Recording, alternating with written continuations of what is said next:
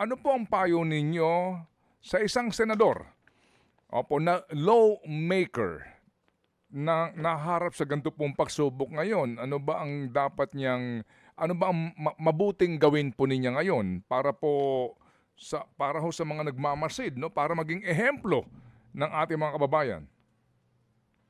Una, maganda ho na pag-aralan niya o kaya ng kanyang mga abogado ang lahat ng mga related laws. Para sa ganun, meron silang mas malinaw at kabuuan na konteksto. Pangalawa, ay tama ho kayo.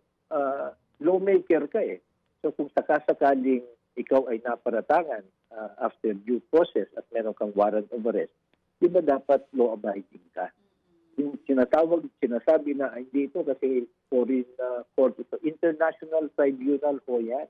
Hindi lang po yung ordinary local court from abroad. It's an international tribunal. Malinaw na meron tayong residual obligation. Pangatlo, so good example, lawmaker ka, huwag kang maging lawbreaker.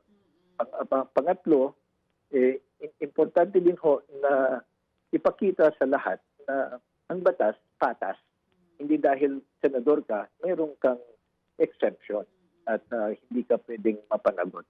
Sana ho, we have learned the lessons of the past.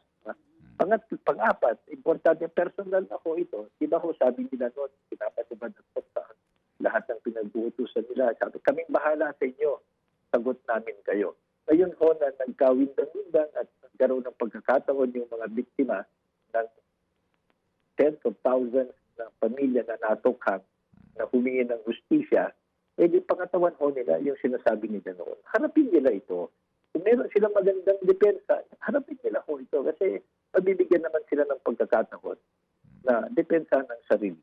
Mga kapatid, patuloy po kayong tumutok sa 105.9 True FM para sa totoong balita, impormasyon, music and entertainment. Mag-subscribe sa aming YouTube channel at podcast at sundan nyo kami sa Facebook, Instagram, X at TikTok sa True Network PH. Bisitahin din po ang aming official website, truefm.ph.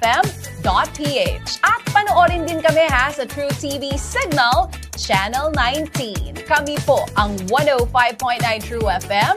Laging true sa'yo, kapatid.